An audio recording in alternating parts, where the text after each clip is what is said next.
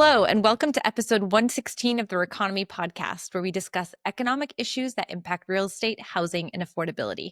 I am Odeta Kushi, Deputy Chief Economist at First American, and here with me is Mark Fleming, Chief Economist at First American.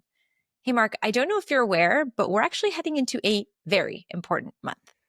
Very important. Well, it's not the start of spring home buying, and we're getting close to Memorial Day, so the obvious one is the start of summer. Not quite, though. That is very exciting. June is National Homeownership Month. Of course, that's right. Our favorite real estate month of the year. So I'm assuming today, then we're diving into homeownership, how we got there, how it's measured, who owns homes, and what the future might look like. A very ambitious agenda, but yes, you are correct. And we will, of course, be starting off with a little bit of homeownership history.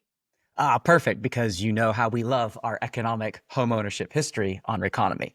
We sure do. And some of our listeners may be surprised to learn that homeownership wasn't always the default aspiration it is today. In fact, in the 1890 to 1940 period, the homeownership rate fluctuated in the 43 to 48% range.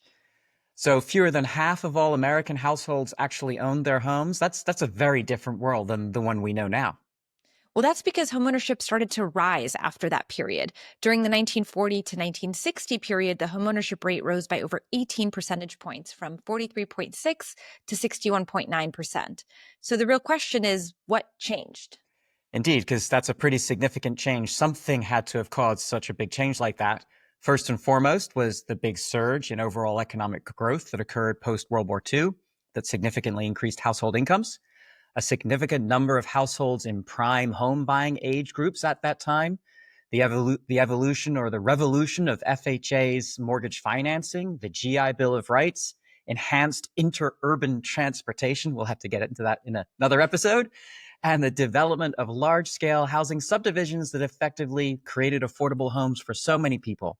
I'm channeling the Wonder Years TV show right now. That's right. That's quite the list.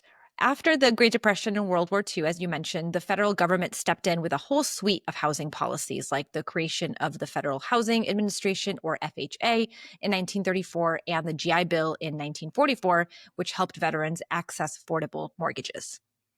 And of course, the 30-year fixed mortgage became standard. Suburbia exploded, Levittowns, highways and all.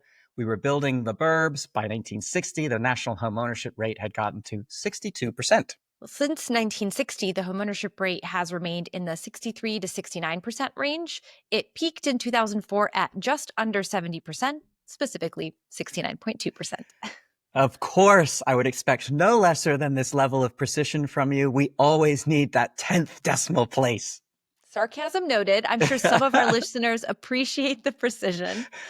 Now, we should mention that the nearly 70% homeownership rate was during the housing boom years, just before the 2008 crash pulled it back down. Yes, and an argument can be made that perhaps that rise was artificially driven by some, shall we say, financial innovations in mortgage financing lending standards that allowed people to buy more house with a lot lower monthly payment, ultimately with consequences. But we're moving right along here. Moving right along. Now, as of Q1 2025, the national homeownership rate is 65.1%. Not too hot, not too cold. But it is a number that gets tossed around a lot. So let's talk about what it actually measures. That's a great point, because the decline in the homeownership rate post-2005 wasn't just housing correction driven, which we will explain in a second. That's because the homeownership rate is calculated as the number of owner-occupied housing units divided by the total number of occupied units, that is, owners divided by owners and renters. And that means that the rate can fall even if the number of homeowners doesn't decline, say if there's an increase in renter households. And speaking of buying versus renting, let's talk about what actually drives the decisions to own a home. Economists often use something called the user cost of capital framework to compare the cost of owning to the cost of renting. That's right. And it considers factors like mortgage interest, property taxes, depreciation, maintenance costs, and expected house appreciation, plus the opportunity cost of your down payment. And think of it like this. If owning a house costs $30,000 a year all in, and renting a comparable home costs $28,000, you might still choose to buy that house if you expect your home to appreciate in value. But if you're not sure about that expected appreciation, maybe renting might make more sense. But I mean, let's be honest here. Most people aren't pulling out a spreadsheet and computing the user cost of This owning a is home compared to renting. this is why I was smirking a little bit Exactly. earlier, I because know. I bet you did, with at least two significant digits for that user cost calculation precision. I mean, of course I did. I actually have a spreadsheet for everything. Of But course you do. yeah, but for most people, the decision to buy is often first driven by lifestyle choices. It's about schools, stability, and even pets. And then, of course, you figure out how much you can afford to buy. Exactly. That's the key, is deciding after you figured out you want to be a homeowner, then you talk about what can I afford, or what is the affordability, or more specifically, how much can I afford, which we know is strained in today's market. According to our latest first-time homebuyer outlook report, the median renter can only afford about 28% of the homes that are for sale today in today's market. You would think in sort of an equal market or a balanced market that median renter could afford 50% of homes for sale. So that's saying quite a lot. With house prices still high and mortgage rates bouncing between 6.5% to 7%, it is a challenging environment for potential buyers. Consider that for a $400,000 home with a 20% down payment, your monthly principal and interest at 6.8%, which is where we're at, give or take right now, is about $2,100. That's more than 50% higher than when rates were around 3% in 2021. Big difference. And yet, people still buy because life doesn't wait for the perfect rate. Very nice, That right? was nice. That Very was nice. nice. And speaking of life, when we talk about homeownership and the lifestyle choices that drive the decision to buy or not buy a home, we also have to talk about demographic shifts. That's right, because generational waves tend to have big impacts on the housing market because they shape the demand dynamics based on where in the housing consumption life cycle that generation is. When we are young, we tend to live with our parents. Then when we eventually move out, some later than others, we form our own households and rent for a while before finally transitioning into home ownership. Then as we age, it's typical to see consumption of housing increase as we need and can afford more space for ourselves, our children, our backyards, our barbecues, all the stuff that makes life great. But eventually, our demand for housing then begins to decline as we downsize, move in with our children, or even into a retirement community, and ultimately transition out of home ownership. So, I mean, take millennials, my generation. We get a bad rap when it comes to homeownership. I don't know if you recall the avocado toast meme that we can't afford Indeed. homes because we're too Indeed. busy and spending our money on avocado toast. I mean, what generation doesn't like avocado toast? I digress. I'm Generation X. I like avocado toast, but it's really funny that you got the meme and we didn't. Exactly. Exactly. So that millennial misnomer came about because the homeownership rate for millennials lags behind their generational predecessors. So at the same age of 30, the millennial homeownership rate is about 6 percentage points lower than Gen X at the same age, and 7 percentage points behind the baby boomers when they were 30. So again, people were looking around and saying, well, surely that homeownership rate is lower because millennials aren't interested in buying homes. But that's just not the case. Millennials have prioritized their education, which takes time and money, have delayed marriage and family formation, which we know are motivators for and highly correlated with homeownership. So previous generations made these lifestyle choices in their 20s. Millennials are making them in their early to mid 30s. And as evidence of this trend, the homeownership rate between 40-year-old millennials and Gen X is significantly lower at just 2 percentage points.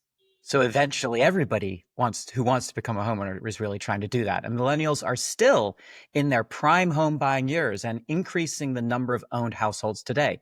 Generation Z, just behind them, is just beginning to enter the housing market. And given their point in the housing consumption life cycle, probably mostly forming renter households at the moment. Right. And we're not talking about this in depth in this podcast, but we can also talk about the boomers who are staying in their homes longer, right? Staying in their And homes longer and going to eventually do the age out piece of the housing life cycle component. maybe just later than previous older generations did. So all of that matters when we're talking about housing demand and supply dynamics. But since we're talking about housing demand, we have to bring up the headship rate. Oh no. Now getting to the maybe wonky side of Exactly. the real estate economics, but such an important term. it's the share of people heading their own households. So demographers will typically multiply the population within each age cohort by its respective headship rate and then sum it to get total households. So according to census data and some recent analysis from Evercore ISI, since headship rates increase with age, the baseline number of households that should be formed each year by people aging into cohorts with higher headship rates is about 1.2 million between now and 2027. And to be clear, that has implications for all of housing demand, not just home ownership, both renting and buying.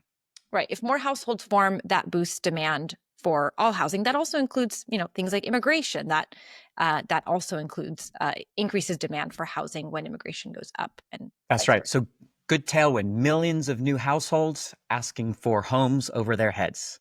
That's right. But okay, so what's next for home ownership? Well, if it's not clear by now, there are a lot of different factors at play. Over the near term, we have demographically driven household formation that is supportive of more homeownership. Millennials are still entering their prime home buying years. But to be fair, their ability to buy is a big question mark at the moment. Will wage growth keep up with or hopefully outpace home prices and rates? That would certainly help on the affordability side. And then, of course, there's supply. The U.S. has underbuilt housing for over a decade. Inventory has been increasing nationally, but it is still historically low. But we'll take the progress. And absolutely. We know that builders have been building at lower starter home price tiers. A welcome development. Get it? Took me half a second, but I do get it. We also know that policy will play a big role in the outlook for homeownership. That's been in the news a little bit more these days. Zoning reforms and other housing regulations could all affect ownership rates in the future. And this all matters because homeownership is, of course, a place to live and quintessential to the American dream, but also a primary driver of wealth creation. And we want future generations to have this opportunity. Absolutely. In the immortal words of the talking heads, home is where I want to be, right? This must be the place. 80s reference at the very bitter end. Just in time. It took the whole episode to get there. But you did it. I did. Well done. How could we not do this, right? Of course. Well, we've covered a lot today. We know that the homeownership rate is an important metric that we track every quarter, but it's the driving forces of that rate that we really should be paying attention to. So thank you for joining us on this episode of the REconomy Podcast. If you have an economics-related question you'd like us to feature in the future, you can email us at economics@firstam.com. And as always, if you can't wait for the next episode, it's Odeta Kushi for me on X and M Fleming Econ for Mark. Until next time.